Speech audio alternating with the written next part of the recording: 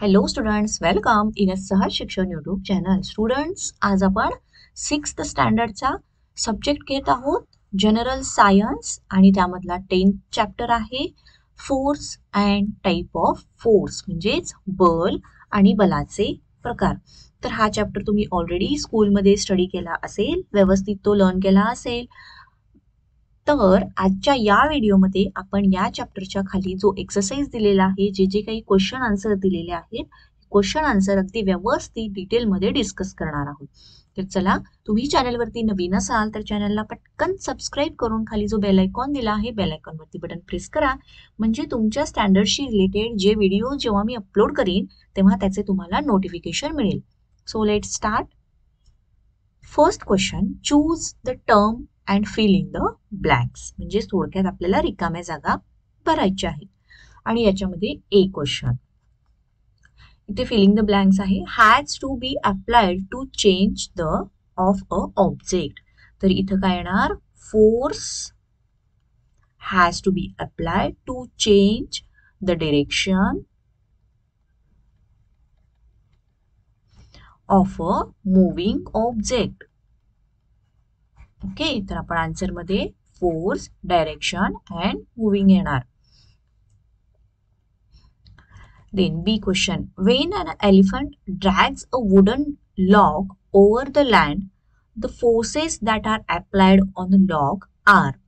म्हणजे हत्ती जर लाकडाचा ओंडका रस्त्यावरून किंवा जमिनीवरून जर ओढत असेल तर त्या ठिकाणी कोणत्या प्रकारचे बल लागलं जातं. तर इथे बघा त्यांनी दिलेलं आहे कोणतं, त्यातले आपल्याला चूज करायचं आहे. Muscular force, mechanical force, gravitational force आणि फ्रिक्शनल फोर्स. तर यामधलं कोणतं येणार, मस्क्युलर फोर्स येणार, देन ग्रॅव्हिटेशनल फोर्स येणार आणि फ्रिक्शनल फोर्स येणार. म्हणजे स्नायू बल, त्यानंतर गुरुत्वीय बल आणि घर्षण बल, हे बल या ठिकाणी येणार. C. A ball was set rolling on a large table. If it has to be changed, a will have to be applied on it. तर त्यांनी काय काय वर्ड दिलेले आहेत, फोर्स, मोशन अँड ग्रॅव्हिटेशन. म्हणजे एक बॉल टेबलवरती सेट केलेला आहे, घरंगळ सोडलेला आहे.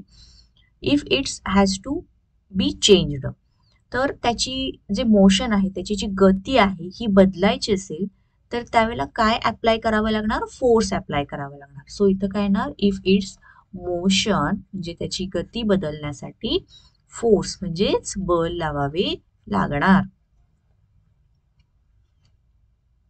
D question, the force of friction always acts. म्हणजेच फ्रिक्शन म्हणजेच घर्षण बल.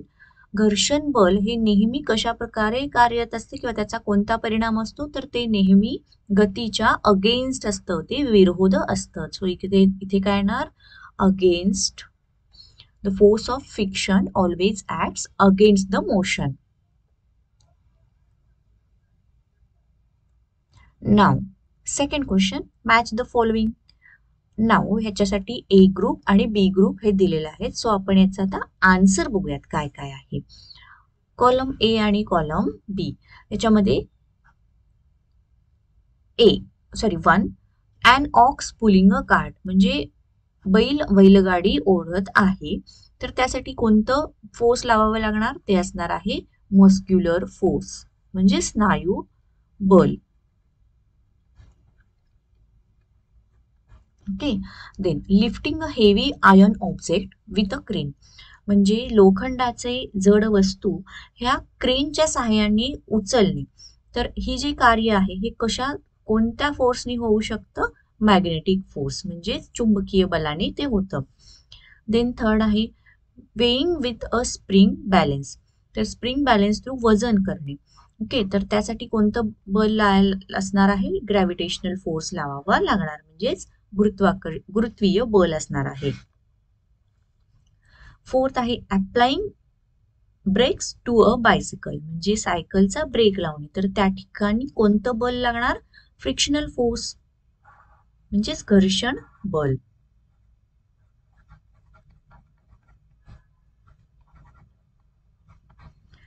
आता फिफ्थ बघा, picking up pieces of paper with a plastic scale. तर घासलेले जे प्लास्टिकचे तुकडे आहे, कागदाचे तुकडे आहेत, हे उचलणे. तर त्या ठिकाणी कोणता फोर्स असतो? तो असतो इलेक्ट्रोस्टॅटिक फोर्स, म्हणजे स्थितिक विद्युत बल. ओके, सो अशा पद्धतीने आपण हे मॅच द पेअर्स केलेले आहेत. नाऊ स्टुडंट्स, तुम्हाला जर व्हिडिओ आवडत असेल तर पटकन व्हिडिओला लाईक करून चॅनलला तुम्ही अजूनही जर सबस्क्राईब केलं असेल तर चॅनललाही सबस्क्राईब करा. थर्ड क्वेश्चन आहे, one or more forces are acting in following example, name them. तर एक किंवा एकापेक्षा जास्त बल त्यांनी जे एक्झाम्पल दिलेले आहे याच्यामध्ये कार्यरत आहेत, तर त्या बलाची नावं आपल्याला द्यायची आहेत. आता याच्यामध्ये A, an object falling from a tall building. तर एका इमारतीवरून काहीतरी एक वस्तू आहे ही खाली पडत आहे, तर त्या ठिकाणी कोणतं फोर्स असणार? ग्रॅव्हिटेशनल फोर्स असणार, गुरुत्वीय बल. Okay. Then B, an aeroplane flying in a sky, म्हणजे विमान हवेमधून उडत आहे, तर त्या ठिकाणी कोणतं असतं? Mechanical force. C, squeezing sugarcane juice with a squeezer, म्हणजे ऊसाचा रस त्या चरक्यामधून बाहेर पडत आहे, तर त्या ठिकाणी कोणतं फोर्स अप्लाय केलेला असणार आहे? तर तो मस्क्युलर फोर्स असणार प्लस मेकॅनिकल फोर्स असणार आहे. सॉरी, इथं मस्क्युलर नसणार, इथं असणार फ्रिक्शनल.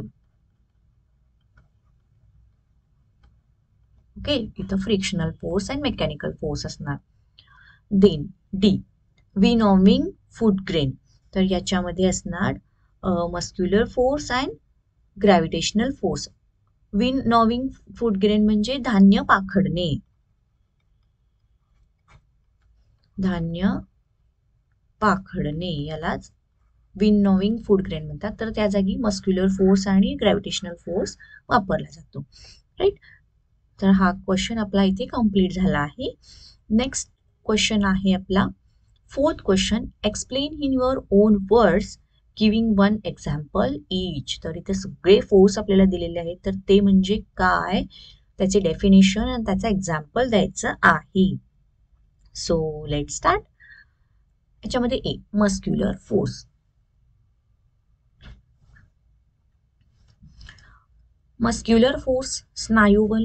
स्नायुबल म्हणजेच काय, त्याचे डेफिनेशन आपण पहिल्यांदा देऊयात आणि देन त्याचं एक्झाम्पल देऊयात. Okay, the force applied with the help of muscles is called muscular force. Example, when a bullock pulls the load of a cart with sugarcane, he uses the force of his muscle, that is muscular force. Okay. B, gravitational force. गुरुत्वीय बल म्हणजेच काय ते बघू. The force applied by earth to pull the objects toward itself is called gravitational force. म्हणजेच पृथ्वीने स्वतःकडे खेचून घेण्याचे जे बल आहे त्यालाच ग्रॅव्हिटेशनल फोर्स असं म्हटलं जातं. आणि एक्झाम्पल तर खूपच सोपं आहे. When a fruit falls from a tree, it is the gravitational force of the अर्थ दॅट पुल्स द फ्रूट. तर एखादं फळ झाडावरून खाली पडतं म्हणजेच काय, त्याच्यावरती गुरुत्वीय बळ आकर्षित असतं. किंवा एखादा वस्तू तुम्ही उंचावरती फेकलात तर तो उंचावर जाऊन पुन्हा खाली येतो, म्हणजेच तिथं ग्रॅव्हिटेशनल फोर्स असतो. C, mechanical force. तर आता स्टुडंट या ठिकाणी मी एक एक एक्झाम्पल दिलेलं आहे. तुम्हाला दुसरे कोणते एक्झाम्पल आठवत असतील तर ते सुद्धा तुम्ही बिनधास्त या ठिकाणी लिहू शकता. मेकॅनिकल फोर्स म्हणजे काय, the force applied by means of machine is called mechanical force. तर मशीन थ्रू जो फोर्स लावला जातो, जो बल मशीन थ्रू लावलं जातं त्याला मेकॅनिकल फोर्स म्हणतात.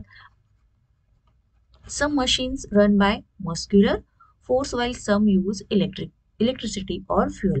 तर त्यातले जी मशीन आहेत ते काही मस्क्युलर फोर्स थ्रू जातात, रन होतात, तर काही मशीन्स असे आहेत जे इलेक्ट्रिसिटी किंवा फ्युएल थ्रू रन होतात.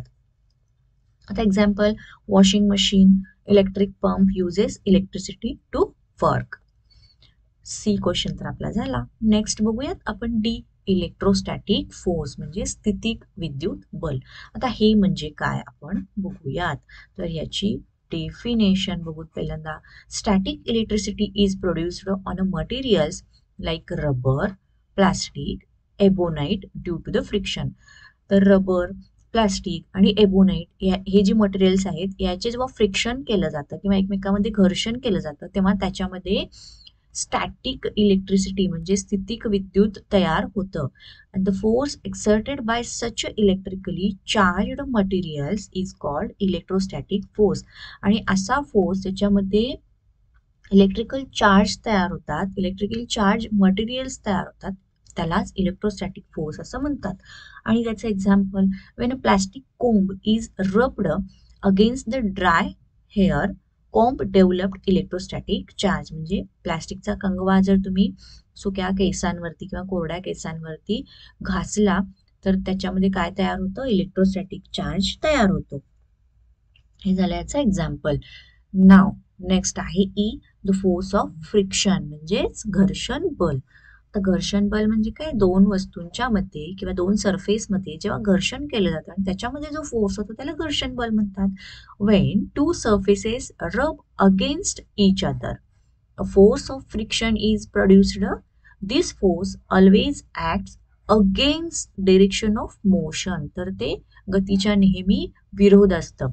Example, a ball rolling over a flat surface stop at certain distance due to the friction between the ball and the surface.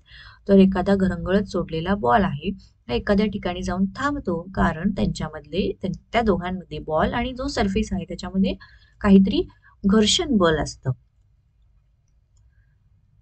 चला नेक्स्ट आहे एफ, मॅग्नेटिक फोर्स म्हणजे चुंबकीय बल.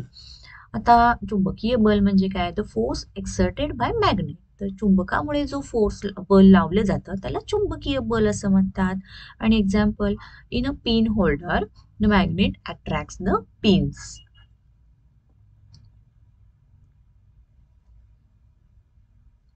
स्टुडंट, तुम्हाला जर video आवडत असेल तर पटकन व्हिडिओला लाईक करा आणि असेच तुम्हाला इतर कोणत्या विषयाचे एक्सरसाइजचा व्हिडिओ हवा असल्यास कमेंट बॉक्समध्ये कमेंट करून तसे नक्की कळवा. चला आपण पुढचा क्वेश्चन बघणार आहोत. फिफ्थ क्वेश्चन, वाय म्हणजे असं का. तर यामध्ये बघा A question, machines are oiled from time to time. म्हणजे मशीन्स जे आहेत, यंत्र जी आहेत त्यांना वेळोवेळी तेल दिलं जातं किंवा त्यांना तेल घातलं जातं का ते बघूयात. आन्सर बघा, to reduce the friction between the parts of machine. तर मशीन जे असतात त्याच्यामध्ये जे पार्ट्स असतात ते पार्ट्स एकमेकांवरती काय होत असतं, घर्षण होत असतं. तर हे घर्षण कमी व्हावं त्यासाठी दे आर ऑइल, म्हणून त्यांना वेळोवेळी तेल घातलं जातं. This will help efficient working of machines. त्यामुळे त्या मशीनचं काम सुरळीतपणे चांगलं चालतं आणि त्यांचा लाईफ स्पॅन सुद्धा वाढतो. बी, an object thrown upward comes down after reaching a point. तर हे सुद्धा खूप सोपा क्वेश्चन आहे. एखादी वस्तू वर फेकली तर ती एखाद्या ठराविक उंचीवरून पुन्हा खाली येते. तर का बघा, काय कारण असेल, आन्सर काय असेल सांगा बघू. खूप सोपा आन्सर आहे. an object is pulled by the gravitational force. काय असतं त्याच्या, तो गुरुत्वीय बलामुळे खाली येतं of the earth. Hence an object is thrown upwards comes down after reaching at a certain point.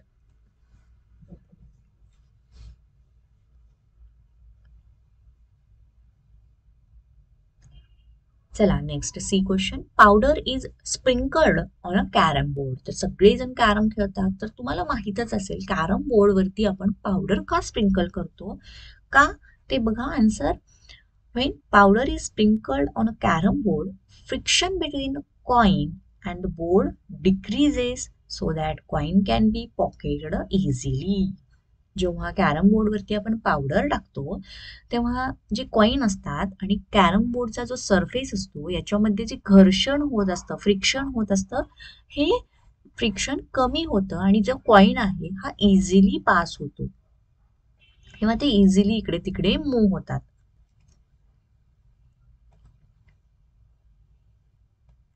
D, the ramp at the railway station has a rough surface.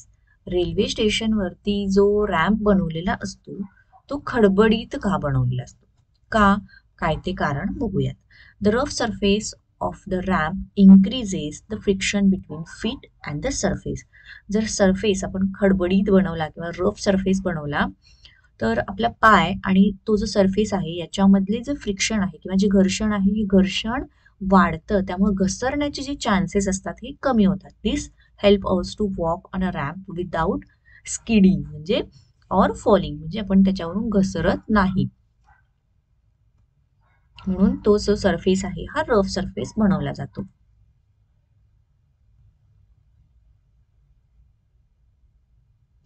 Now next is the sixth question. In what way are we different? म्हणजेच फरक लिहा. आणि याच्यामध्ये muscular force, mechanical force. तर student इथे मी important mark करते for 2 marks. Exam मध्ये हा क्वेश्चन विचारला जातो. Difference between muscular force and mechanical force. First बघा, the force applied with the help of muscles is called muscular force. आणि त्याचं example a boy kicking a football. Mechanical force पहिल्यांदा आपण definition घेतोय. The force applied by means of machine is called mechanical force. आणि example, an electric pump works on a electricity. Okay, next point काय आहे बघा, it is a created by our muscles. आणि mechanical force it is a created by electricity और fuel और muscular force. Force of friction and gravitation force. Okay, तर याच्यामधला difference बघा. हा सुद्धा क्वेश्चन इम्पॉर्टंट आहे for 2 marks, right. When two surfaces rub against each other, the force of friction comes into force. And gravitational force म्हणजे the force applied by the earth to pull an object toward itself is called gravitational force. तर सुरुवातीला आपण या दोघांच्या सुद्धा definition लिहिलेल्या आहेत. Then it comes to act between two surfaces. It exists between two objects or an objects and the earth. Right. तर असा आहे या दोघांच्या मधला डिफरन्स. स्टुडंट्स, तुम्हाला जर व्हिडिओ आवडत असेल तर व्हिडिओला पटकन लाईक करा. चॅनलला अजूनही जर सबस्क्राईब केलं नसेल तर चॅनललाही सबस्क्राईब करून घ्या. Let's move 7th question. Write answers to the following questions in your own words. Okay, so in that A question, what are the things that can be done by applying force?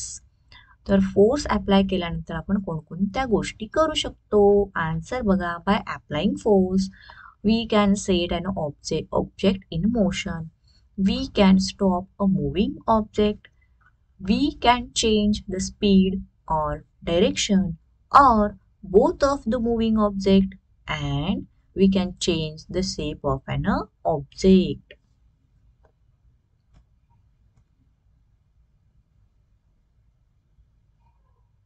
B question, what is mean by weight? Answer, the gravitational force acting on the object is called weight. म्हणजे वस्तूचे त्याच्यावरती असणारे गुरुत्वीय बल म्हणजेच त्या वस्तूचे वजन होय. Greater force must be applied to lift a greater weight.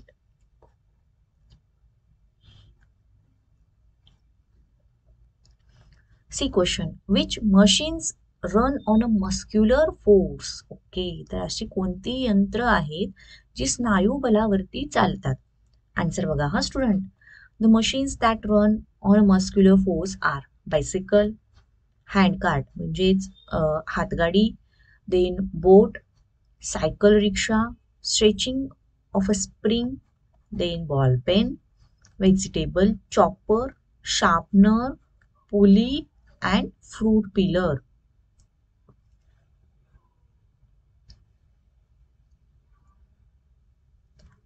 Now, last question is the 8th question. Solve the following crossword puzzle.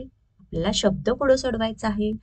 तर हे बघा, इथे पहिला आहे, force is to be applied to push a scooter that has failed. म्हणजे बंद पडलेली scooter आपल्याला ढकलायची आहे, तर त्याच्यासाठी कोणता फोर्स लावावा लागेल? सेकंड आहे, force can be used to pick up scattered pin. तर विस्कटलेल्या ज्या पिना आहेत या सगळ्या आपल्याला उचलायच्या आहेत, तर त्यासाठी कोणता फोर्स लावावा लागेल? तर इथे आपण बघू, त्याच्यामध्ये इथं कोणता येणार फोर्स नंबर? इथं आहे, तर इथे येणार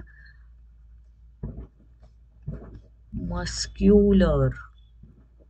ओके, देन इथे येणार मॅग्नेटिक.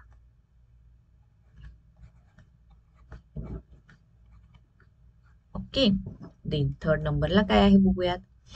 इथं इथं असणार हे 3, देन इथं 4 आणि इथं 5th असणार, right. A pulls on iron nail toward itself. Then fourth आहे force was used when a farm was ploughed with a tractor. म्हणजे ट्रॅक्टरनी शेत नांगरले, त्यासाठी कोणता फोर्स वापरला जातो. It is due to the force of that raindrops fall to the ground. म्हणजे पावसाचे थेंब हे कोणत्या फोर्सने जमिनीवरती पडतात. तर चला याचं सुद्धा आपण सोडवू. तिसरं असणार आहे मेकॅनिकल.